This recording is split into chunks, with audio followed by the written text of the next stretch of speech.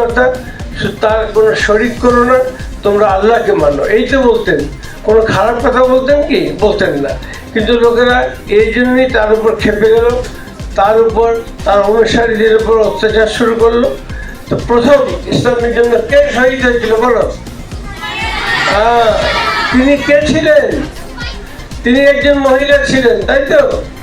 তাহলে দেখতে পাচ্ছ যে মহিলারা আমাদের ইসলামের অগ্রগতিতে, ইসলাম পালন করতে গিয়ে কতটা ত্যাগ স্বীকার করেছেন এবং কতটা অগ্রণী ছিলেন। তাই মেয়েদেরকে আমাদের সমাজে এগিয়ে আসতে হবে।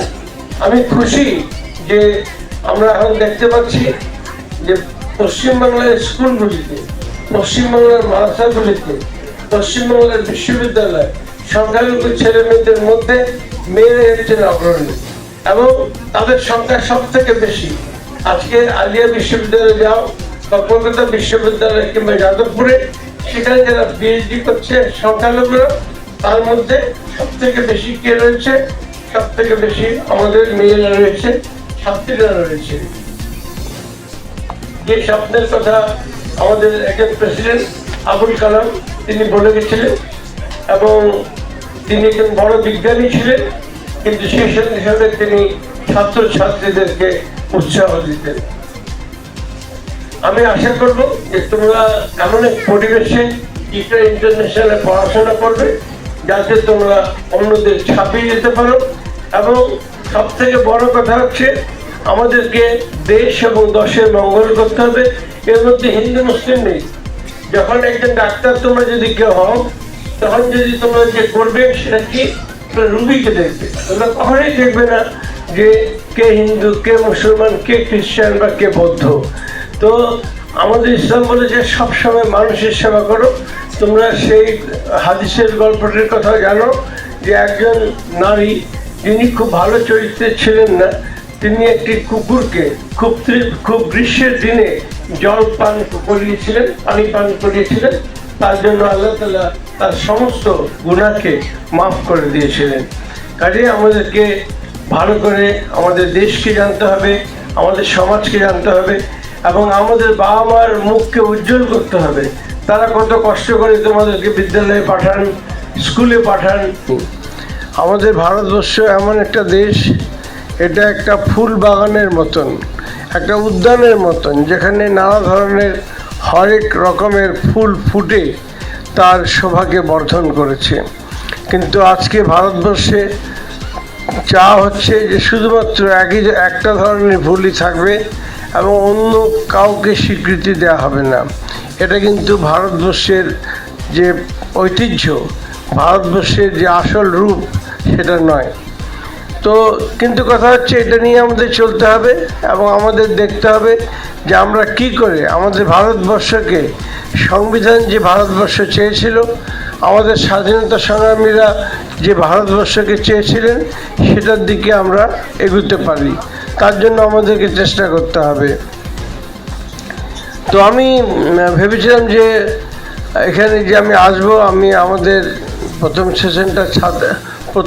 সেশনটা ছাত্রীদের নিয়ে কথা বলার কথা। তো আমি তাদের সঙ্গে কথা বলবো, কিন্তু মুশকিল হচ্ছে যে ছাত্রীরা আমি দেখতে পাচ্ছি তারা বাইরে দাঁড়িয়ে রয়েছে, অর্থাৎ চেয়ারের বাইরে, চেয়ারের সারির বাইরে। কিন্তু তবুও তাদের সঙ্গে একটু, তো যাই হোক, আমি যেটা বলতে চাই যে আজকে আমি এখানে দেখতে পাচ্ছি যে অনেক ছাত্রী যারা আছে তারা হিজাব পরে আছে। হিজাব অর্থাৎ হচ্ছে মস্তক এবং বক্ষ আবৃত করা, একে হিজাব বলে। এবং এই হিজাব হচ্ছে মিনিমাম। এটা যদি কোনো মেয়ে হিজাব পরতে না চায় তাহলে কি আমরা তাকে শিক্ষা দেবো না? না। কেউ যদি হিজাব পরতে না চায় কোনো ক্ষতি নেই, সে হিজাব না পরেই শিক্ষা নিক। কিন্তু যদি কেউ হিজাব পরে লেখাপড়া করতে চায়, যদি হিজাব পরে জীবনে উন্নতি করতে চায়, তাহলে আমাদেরকে তাদেরকে সেই সুযোগ দিতে হবে। আপনার কারো অধিকার নেই যে কাউকে বলে যে আপনি হিজাবটা খুলে নিন। আমি একটা গল্প আপনাদেরকে বলতে চাই। গল্প মানে সত্যি কাহিনী, গল্প মানে হচ্ছে সত্যি কাহিনী। হচ্ছে সেই সভায় মানে যারা এসছেন তারা অনেকেই হিজাব বিরোধী, আর সেখানে একটা মুসলিম মেয়ে রয়েছে সে হিজাব পরে এসেছে। তো একজন শিখ, তিনি মোটেই ধার্মিক নন, এমন একজন শিখ যিনি মোটেই ধার্মিক নন, নিজের শিখ ধর্ম ভালো করে মানেন না, সেই শিখ সেখানে রয়েছেন, পাঞ্জাবি শিখ। তো তিনি, মেয়েটি যখন বলতে আসছে সে কোনো একটা অ্যাওয়ার্ড পেয়েছে, তখন তাকে বলল, আমি আপনাকে মঞ্চে বলতে দেব না যতক্ষণ না পর্যন্ত আপনি আপনার হিজাবটা খুলে ফেলবেন। তো মেয়েটি তো একটু হয়ে গেল, হতচকিত হয়ে গেল যে তাকে সে চিরকাল হিজাব পরে এসছে প্রথম থেকে, তাকে আজকে হিজাব খুলে ফেলতে বলা হচ্ছে।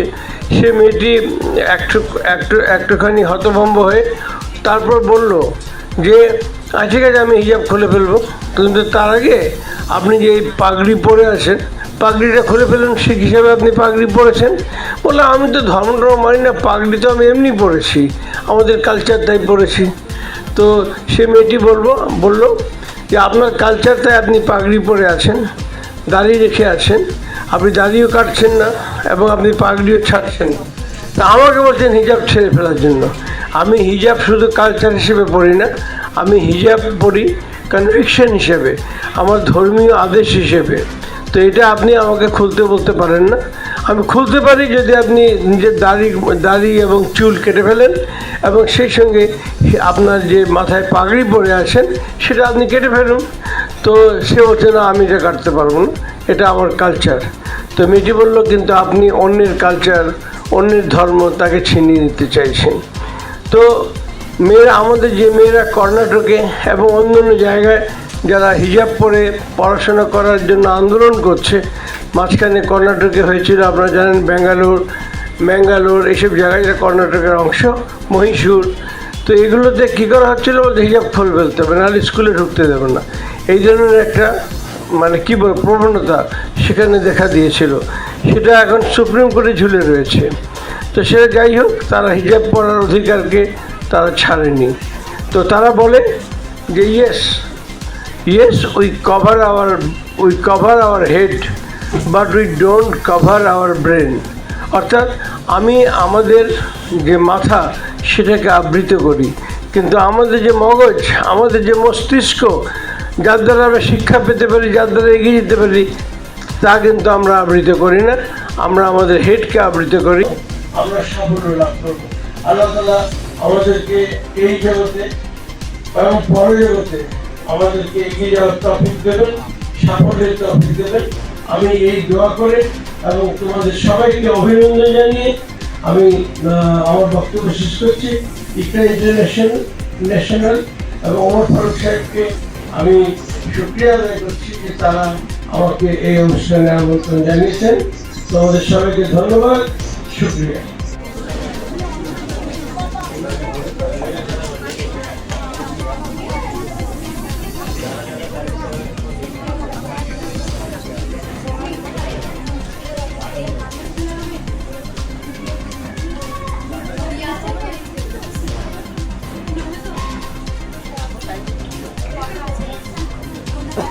তোমরা সবাই দেখা করবে আমার বন্ধুদের সাথে, তাহলে চলো। আগে হ্যাঁ, আমি হলাম হোয়াটসঅ্যাপ, পুরো দুনিয়া আমার হাতের মুঠোয়। বাচ্চা, বুড়ো, এমনকি যুবকেরা আমার প্রতি পাগল। আমি হলাম গুগল, আমি সেটাও পারি যেটা পুরো পৃথিবী জানে না। ফেক ওয়ার্ল্ডের বাদশা হলাম আমি, বাদশা।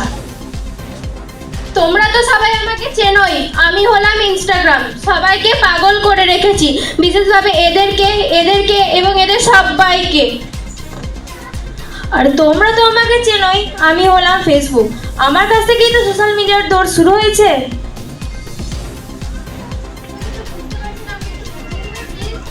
কেন বেটা, তোমার টিচার কি তোমাকে কিছু বোঝায়নি? হ্যাঁ মামা, বুঝিয়ে তো ছিল, কিন্তু ভুলে গেছি, একটু বুঝিয়ে দাও না। বেটা, আমি এখন অনেক ব্যস্ত আছি, তুমি তোমার পাপার কাছে গিয়ে পড়ে নাও, ওকে?